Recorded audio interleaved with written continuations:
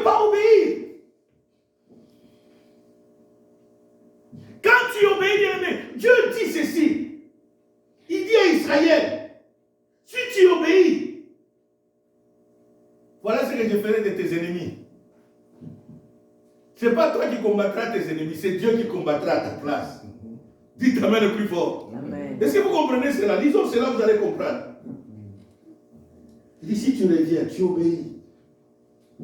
L'Éternel, ton Dieu, ramènera tes captifs. Verset 3. Tes captifs et aura compassion de toi. Il te rassemblera encore du milieu de tout le peuple chez lesquels l'Éternel, ton Dieu, t'aura dispersé. Donc, en d'autres termes, c'est les personnes chez qui t'avaient humilié. Il va quoi? T'honorer. Amen. Il dit, quand tu seras exilé à l'extrémité du ciel, l'Éternel, ton Dieu, te rassemblera de là. Et c'est là qu'il t'ira chercher. L'Éternel, ton Dieu, te ramènera dans le pays que possédaient tes pères. Et tu le posséderas et il te fera du bien et te rendra plus nombreux que tes pères.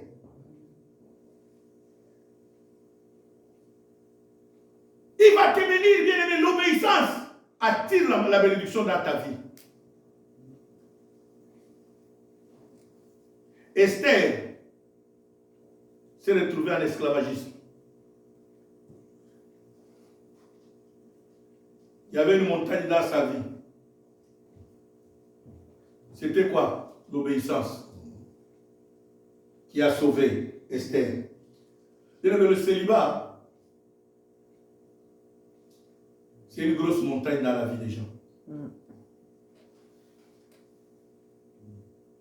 Et le célibat vole 2 fois notre intelligence. Esther s'est mariée, ne sachant pas que le célibat continue à quoi? À agir.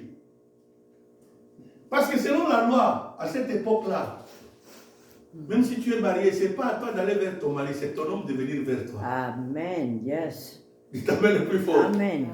Esther était mariée au roi, mais n'avait jamais rencontré qui? Le roi.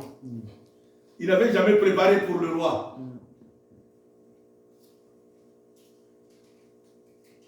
Alléluia. Donc, en d'autres termes, elle était dans la maison du mariage, mais vivant quoi? Continue à vivre quoi? Le célibat. Et il fallait l'obéissance. Mardoché a joué un grand rôle dans la vie d'Esther. Mardoché a joué la place de Dieu, a joué la place du pasteur. Amen. Il envoie le message à Esther. Esther, voilà ce que je viens de quoi? D'apprendre. Qu'il y a un monsieur là qui est en train de préparer une loi contre nous. Est-ce que peux-tu intercéder pour nous auprès de qui? Du roi. Écoutez, Esther brandit la loi. Il dit, tu sais qu'ici, je n'ai pas le droit d'aller chez qui? C'est le roi. C'est lui qui doit m'inviter. Mardoché dit, si tu ne le fais pas, parce que toi tu crois que tu es déjà dans la maison de qui? Tu es arrivé. Tu seras épargné. Non. Même toi aussi tu es concerné par cette loi-là. Mais notre délivrance viendra ailleurs. Dites Amen. Amen. Parce qu'il y a des gens bien aimés. Des fois, quand Dieu fait quelque chose dans leur vie, ils se croient arrivés. Or, ce que Dieu t'a donné, si tu n'ouvres pas l'œil demain, tu vas le perdre. C'est comme ça que les gens se perdent là-dessus. Comment j'ai eu le mariage lundi, mercredi, divorce? C'est parce que tu n'as pas discerné, comprendre le temps des choses de Dieu, comment ça marche.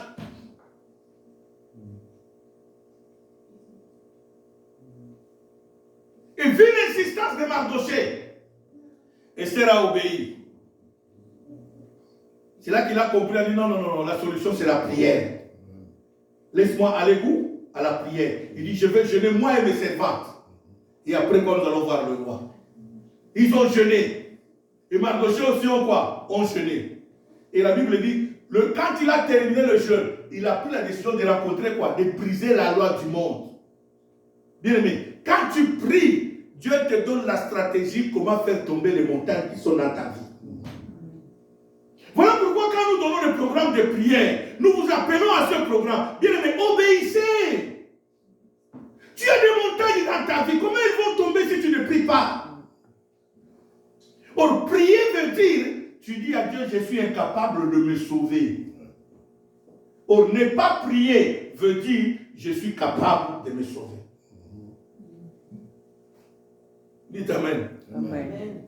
Or, prier, tu témoignes de ton incapacité devant Dieu. Tu reconnais la grandeur de qui? De Dieu. Le fait que tu dis que je veux prier, Dieu dit, voilà la personne qui me reconnaît qui je suis dans sa vie. Voilà pourquoi quand nous vous invitons à prier, ne croyez pas que nous voulons seulement vous inviter. Non, nous voulons vous amener à comprendre que Dieu doit prendre la première place, la suprématie de votre vie. Dieu doit dominer dans votre vie. C'est lui qui a institué toutes les choses. Et c'est lui qui peut donner la solution à ton problème. C'est lui qui a dit à Zorobabel, qui est une grande montagne devant moi? Tu seras quoi? Aplani. Qui avait permis qu'Esther soit mariée en esclavagisme? C'est Dieu. Et Dieu s'est servi de son oncle Mardoché. Et Mardoché qui a dit à Esther, fais attention, ne dis même pas ta nationalité. Il lui a changé même le nom. Son nom c'était Adassa. Il lui a donné le nom de qui? Esther. Pour se conformer du pays où ils habitaient. C'est comme moi aujourd'hui, là, on me change le nom de Cab et on me donne Tremblay. Parce que je suis au Québec. Alléluia. Je deviens Tremblay ou Dupont.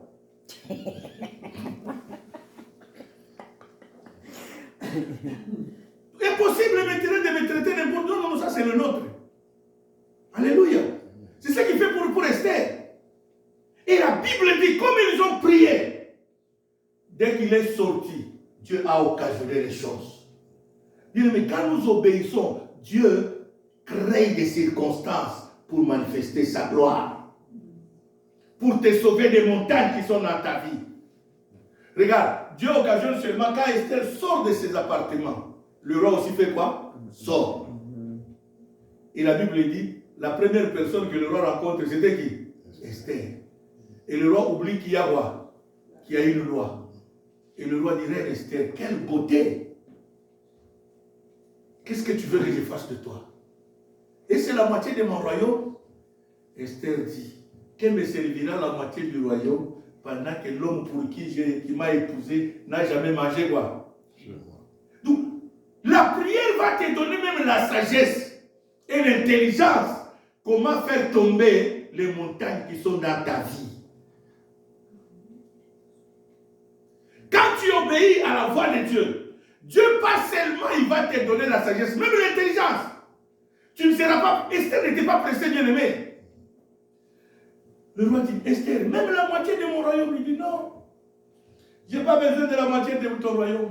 C'est que j'ai besoin que tu viennes manger quoi? À ma table. Comment je vais dire que je suis ta femme, je n'ai jamais préparé pour toi? Dites Amen. Alors, le roi dit, tu veux que je vienne manger quoi? Il dit, je ne veux pas que tu viennes seul. Tu vas venir avec l'un de tes conseillers personnels, spécial là, qu'on appelle Aman. Il dit, oui. Ah, tu connais Aman? Oui, oui, je le connais. C'est lui, toi et lui seulement, à ma table, demain au petit déjeuner. Le roi dit, il n'y a pas de problème. Il appelle Aman. Aman, viens ici. Il dit, est-ce que tu sais que toi et moi, nous sommes invités chez la reine Esther? Il dit, Aman dit, quoi? Il dit, oui, nous sommes invités, toi et moi. On va aller manger demain. Il dit, mais Aman est sorti de là, il a fait la fête. Alléluia. Il a fait quoi? Qui d'autre que le roi créé dans ce monde ici? Si ce n'est que moi. Tout de même la reine me connaît. Elle précise au roi qu'elle veut me voir, moi et le roi, allez voir. Dites Amen le plus fort.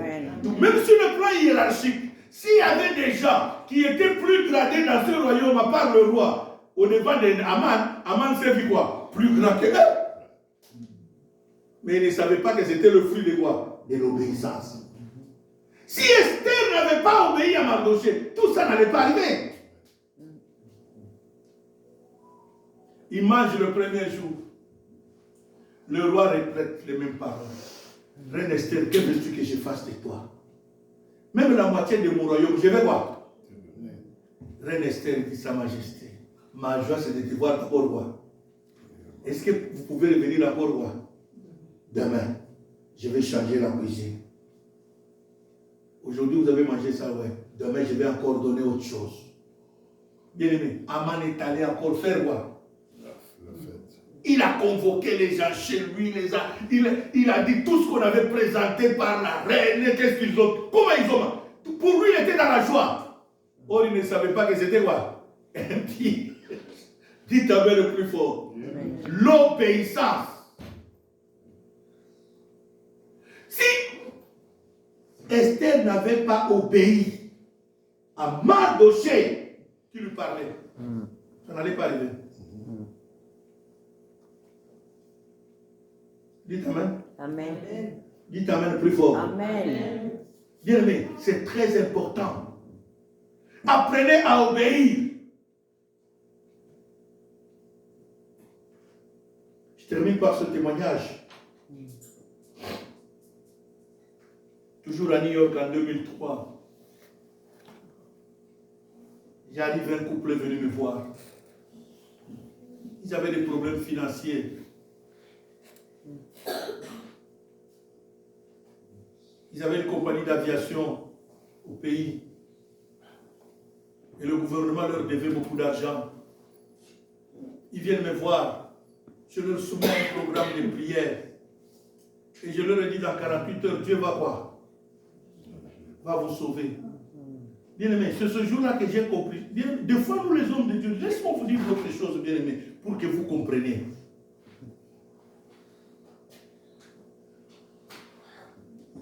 Des fois, quand nous ne savons pas qu'est-ce que Dieu va faire, comment Dieu va faire, je ne sais pas. Moi, ce que je fais, j'obéis peut-être à cette intuition, cette voix de l'esprit qui parle à moi. Voilà ce que je vais faire. C'est ce jour-là que j'ai compris le mystère de Dieu. Que quand tu donnes un programme à un enfant de Dieu, c'est ce jour-là que Dieu opère le miracle. Amen. Dites Amen. Amen.